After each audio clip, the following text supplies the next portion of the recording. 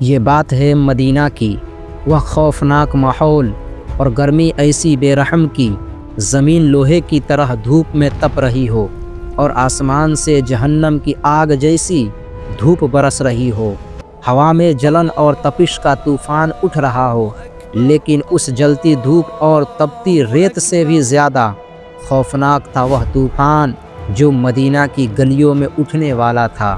یہ وہ وقت تھا جب نبی صلی اللہ علیہ وسلم پر قرآن کی ایک ایسی صورت نازل ہو رہی تھی جس نے مدینہ کے بہت سے لوگوں کی نیندیں اڑا دی تھی۔ صحابہ کرام کہتے ہیں کہ یہ صورت نازل ہوتی گئی اور ایک ایک کر کے منافقین کے نام اور ان کی نشانیاں بتاتی گئی، یہاں تک کہ ہمیں ڈر لگنے لگا کہ کہیں اس صورت میں ہمارا بھی نام نہ آ جائے۔ اور قرآن کی یہ وہ صورت ہے جس کو پوری دنیا سورہ توبہ کے نام سے جانتی ہے۔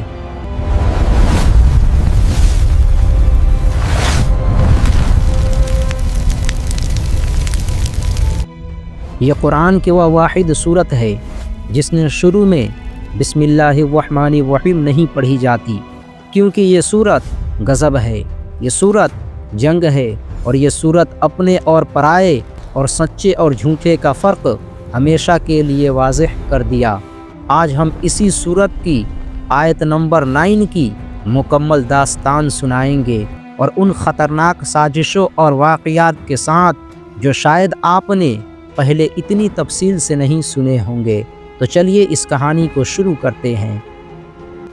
یہ بات ہے 9 ہجری کی، مکہ فتح ہو چکا تھا اور عرب میں اسلام پھیل رہا تھا، لیکن شمال کی طرف سے ایک بہت بڑی خبر آئی۔ اس وقت کی دنیا کی سپر پاور رومن امپائر کا یعنی بادشاہ ہرقل کا مسلمانوں کو مٹانے کے لیے ایک بہت بڑا لشکر تیار کر رہا تھا۔ یہ خبر مدینہ پہنچی تو ہلچل مچ گئی۔ یہ کوئی چھوٹی موٹی لڑائی نہیں تھی، یہ اس وقت کے سب سے بڑی فوج سے ٹکراؤ تھا۔ اور وقت کون سا تھا؟ سخت گرمی کا۔ مدینہ میں کھجوریں پک چکی تھی اور یہ وہ موسم تھا عرب کے لوگ ٹھنڈے سائے میں بیٹھ کر پھل کھاتے تھے۔ ایسے میں جنگ کے لیے نکلنا موت کے منہ میں جانے کے برابر تھا۔ نبی صلی اللہ علیہ وسلم کا ہمیشہ یہ طریقہ تھا کہ جب بھی کسی جنگ پر جاتے تو منزل کو خفیہ رکھتے تھے تاکہ دشمن کو خبر نہ ہو، لیکن اس بار معاملہ الگ تھا۔ نبی صلی اللہ علیہ وسلم نے کھل کر اعلان کر دیا، ہم تبوک جا رہے ہیں رومن سے لڑنے کے لیے، تیاری کر لو۔ یہ مسلمانوں کے ایمان کا سب سے کڑا امتحان تھا۔ اللہ دیکھنا چاہتا تھا کہ کون سائے اور کھجور پسند کرتا ہے اور کون اللہ اور اس کے رسول کی پکار پر گرم ریت پر چلنے کو تیار ہے۔ لیکن سفر بہت لمبا تھا، سواریاں بہت کم تھی اور لشکر بہت بڑا، یعنی اس لشکر کو جیش الاسرا یعنی تنگ دستی کا لشکر کہا گیا۔ لیکن نبی صلی اللہ علیہ وسلم نے صحابہ سے اپیل کی کہ اللہ کی راہ میں مال خرچ کرو۔ یہاں ایک بہت ایمان افروز منظر سامنے آیا۔ حضرت عمر فاروق رضی اللہ عنہ اپنے گھر کا آدھا سامان لے آئے۔ حضرت عثمان غنی رضی اللہ عنہ نے 300 اونٹ اور ساز و سامان کے ساتھ اور 1000 دینار نبی صلی اللہ علیہ وسلم کی جھولی میں ڈال دیے۔ نبی صلی اللہ علیہ وسلم اتنے خوش ہوئے کہ آپ صلی اللہ علیہ وسلم نے فرمایا، آج کے بعد عثمان کا کوئی عمل اسے نقصان نہیں پہنچائے گی۔ لیکن سب سے بڑا واقعہ حضرت ابو بکر صدیق رضی اللہ عنہ کا تھا۔ وہ اپنے گھر کا سارا سامان لے آئے تھے، لیکن نبی صلی اللہ علیہ وسلم نے پوچھا، ابو بکر گھر والوں کے لیے کیا چھوڑا ہے؟ انہوں نے جواب دیا، یا رسول اللہ، میں نے ان کے لیے اللہ اور اس کا رسول چھوڑ آیا ہوں۔ لیکن دوستو، یہیں پر ایک دوسرا گروہ بھی تھا جس کو پوری دنیا منافق کے نام سے جانتی ہے۔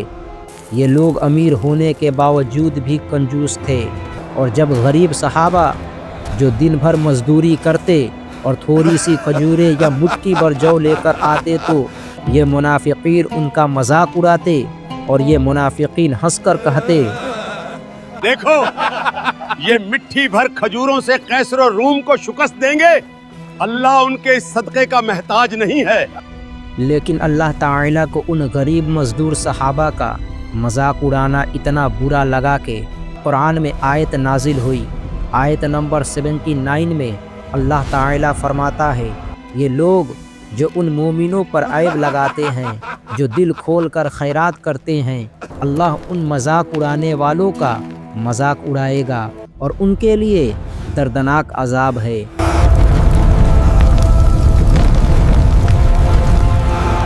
लेकिन जब जंग के लिए निकलने का वक्त आया तो मुनाफिकीन बहाने तराशना शुरू कर दिए।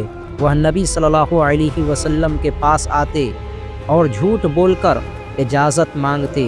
उनमें से एक मुनाफिक जद बिन कैस था। वह नबी सल्लल्लाहु अलैहि वसल्लम के पास आया और ढिठाई से कहने लगा, ऐ अल्लाह के रसूल, आप मुझे जाने की इजाजत दे दें, मुझे फितने में ना डालें। आप जानते हैं कि मुझे औरतों की बड़ी कमजोरी है। मुझे डर है कि अगर मैं रूम गया और वहां की गोरी रंगत वाली औरतों को देखा तो मैं सब्र नहीं कर पाऊंगा। अंदाज़ा लगाइए वह कितना बदबख्त होगा जो नबी सल्लल्लाहु अलैहि वसल्लम के सामने खड़े होकर ज़िना के डर का बहाना बनाकर जिहाद छोड़ रहा था, लेकिन नबी सल्लल्लाहु अलैहि वसल्लम ने उससे मुंह फेर लिया और अल्लाह ताला ने फ़ौरन आयत नाजिल की। सूरह तौबा आयत नंबर 49 में अल्लाह ताला फरमाता है, और उनमें से कोई कहता है मुझे इजाज़त दीजिए और फितने में हमें ना डालिए, लेकिन सुन लो ये फितने में तो पहले ही गिर चुके हैं और जहन्नम काफिरों को घेरे हुए हैं। यानी जहन्नम काफिरों को बेदर्दी से इंतज़ार कर रही है। लेकिन कुछ दूसरे मुनाफिक आम मुसलमानों को डराते हुए कहते, इस शदीद गर्मी में जंग करने मत निकलो, मर जाओगे। लेकिन अल्लाह ताला ने उसका ऐसा सख्त जवाब दिया जो आज भी कुरान में मौजूद है।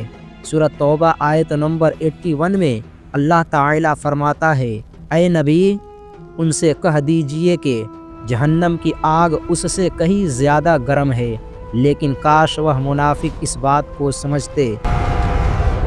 और उन मुनाफिकीन ने ये अफवाहें भी फैलाई कि मुसलमानों का लश्कर तबाह हो जाएगा।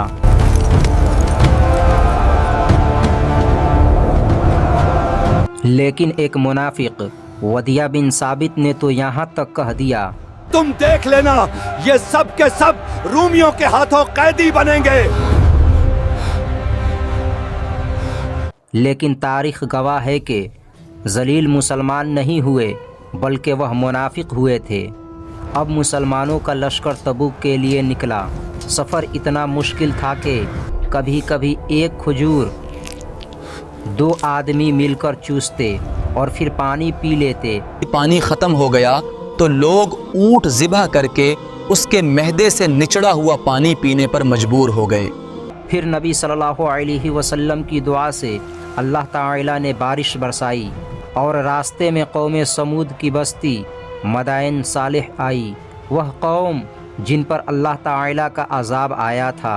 नबी सल्लल्लाहु अलैहि वसल्लम ने वहाँ हुक्म दिया, अजाब वाली कौम की बस्ती में दाखिल ना होना, और अगर गुज़रो तो रोते हुए गुज़रो, ऐसा ना हो कि तुम पर भी वही अजाब आ जाए जो उन पर आया था। आप सल्लल्लाहु अलैहि वसल्लम ने वहाँ का पानी पीने और इस्तेमाल करने से मना फरमा दिया। लेकिन तबूक जाने से पहले मुनाफिकीन ने मदीना के करीब एक मस्जिद बनाई थी, लेकिन अंदर से ये इस्लामी दुश्मन का हेडक्वार्टर था। ये मुनाफिक वहीं पर साजिश किया करते थे किस तरह मुसलमानों को बदनाम किया जाए। और मुनाफिकीन ने नबी सल्लल्लाहु अलैहि वसल्लम से कहा था कि या रसूलुल्लाह, आप वहाँ आकर नमाज पढ़े ताकि बरकत हो जाए। नबी सल्लल्लाहु अलैहि वसल्लम ने फरमाया था कि वापसी पर देखूंगा। जब आप सल्लल्लाहु अलैहि वसल्लम तबूक से कामयाब होकर वापस आ रहे थे, अब आपके जहन में ये सवाल पैदा होगा कि जंग शुरू हुआ ही नहीं और नबी सल्लल्लाहु अलैहि वसल्लम वापस आ गए। इसलिए कि जंग हुआ ही नहीं, क्योंकि رومن بادشاہ پیچھے ہٹ گیا تو اسی وقت حضرت جبرائیل علیہ السلام خبر لے کر آئے، یہ مسجد نہیں ہے، یہ مسجد ضرار ہے، یہ نقصان پہنچانے والی مسجد ہے۔ تو اللہ تعالیٰ فرماتا ہے سورہ توبہ آیت نمبر 107 میں، اور وہ لوگ جنہوں نے مسجد بنائی نقصان پہنچانے کے لیے اور کفر کے لیے اور مسلمانوں میں پھوٹ ڈالنے کے لیے، لیکن نبی صلی اللہ علیہ وسلم نے فوراً حکم دیا کہ اس عمارت کو گرا دیا جائے اور جلا دیا جائے۔ یہ ہمیں بتاتا ہے کہ اسلام میں نیت دیکھی جاتی ہے، صرف اینٹ اور پتھر کی عمارت نہیں۔ دوستو، سورہ توبہ صرف ایک تاریخی واقعہ نہیں ہے، یہ آج بھی ہم سے بات کرتی ہے۔ اس سورت نے ہمیں بتایا کہ مشکل وقت میں بہانے بنانے والے منافق ہوتے ہیں اور سچ بول کر غلطی مان لینے والے مومن ہوتے ہیں۔ منافق سمجھتے تھے نبی صلی اللہ علیہ وسلم کو دھوکہ دیا جائے گا، لیکن وہ خود کو دھوکہ دے رہے تھے۔